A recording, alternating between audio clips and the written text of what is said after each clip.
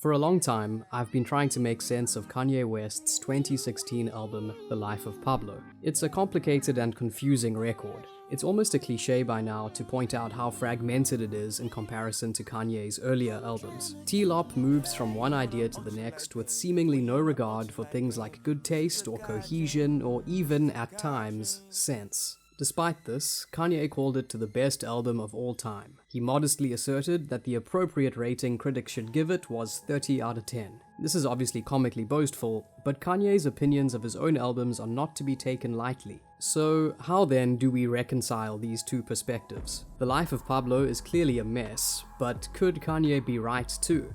The answer, it turns out, can be found in an unlikely source: French post-impressionist painter Paul Cezanne. I know what you're thinking, but hear me out. Kanye and Cezanne have more in common than you might think. Both were/are boundary-pushing creators. Both produced work that was only fully appreciated long after it was made. Cezanne was already dead by the time critics recognized his influence on later movements like Cubism, while Kanye's 808s and Heartbreak only revealed itself as one of the last decade's most influential hip-hop albums years after its release. But the most important link between them comes in Cezanne's approach to making art. Specifically, Cezanne explored an aesthetic known as non-finito, art that is intentionally left unfinished. Cezanne didn't work according to some clear, linear plan, Malcolm Gladwell explains on his podcast, Revisionist History. He basically just did versions over and over again, iteration after iteration, trying to stumble on something that seized his imagination. That's why, with Cezanne, the brush strokes on his canvases are often clearly visible. He would sometimes stop working on a piece only to come back months or even years later and change it. As a result, his paintings frequently feature large spaces of white, where the blank canvas underneath shows through. Sometimes you can even make out earlier sketches of the image beneath the final one. Kanye approaches The Life of Pablo the same way that Cezanne approached these paintings. Tracks like Farther Stretch My Hands Part 2 are clearly fragments of multiple songs stitched together, with all the seams showing. Part 1 features a sample that loops over and over without ever finishing the thought. Then there's Fade, which ends in the middle of a bar, and Frank's track, which sounds like a raw, broken synthesizer. Like Cezanne's work, these songs come across as unfinished, but that's part of their charm. Not all of Kanye's fans thought so, however. In the wake of T-Lop's release, some of them took to Twitter to complain about the album's unfinished sound. Interestingly, Mike Dean, one of the main producers who worked on The Life of Pablo, dismissed their criticisms. "Any distortion you hear on Pablo is intentional," he tweeted. "It's nice and edgy. Like Kanye West."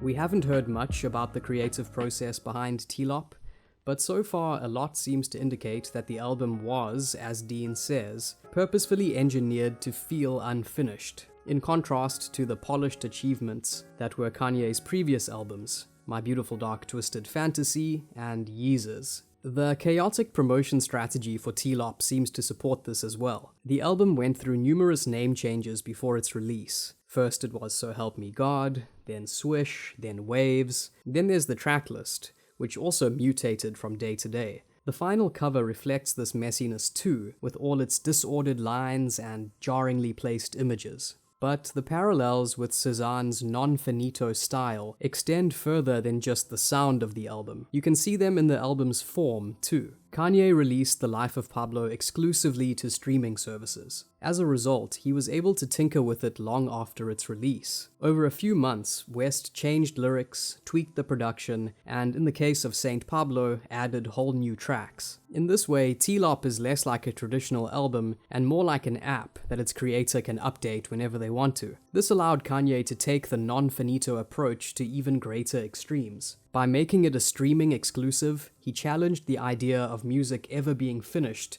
at all. Kanye's decision to confine T-Lop to streaming services was met with skepticism, but it seems he's been vindicated. T-Lop was the first album to go platinum entirely from streams, after all. This might be T-Lop's most enduring legacy. It has already prompted artists like Future and Young Thug to make post-release updates to their music as well. If other musicians follow suit, then The Life of Pablo might go down as a milestone, a groundbreaking release. So, To go back to the initial question, is The Life of Pablo a mess or a masterpiece?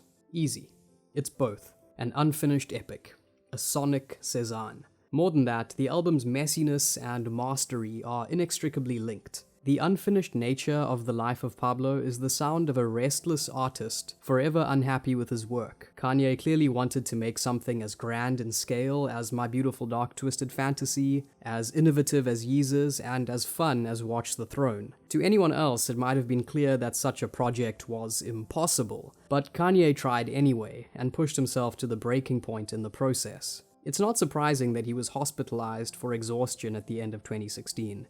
Kanye's always been like this. This is the dude who mixed Stronger 75 times, who spent years working on The College Dropout. It's just who he is.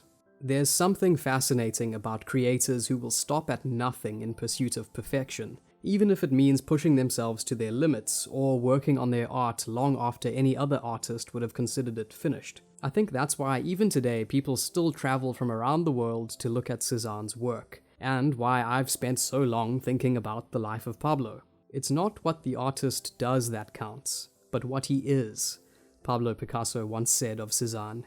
What forces our attention is Cezanne's anxiety. That's Cezanne's lesson. It might just be Kanye's too.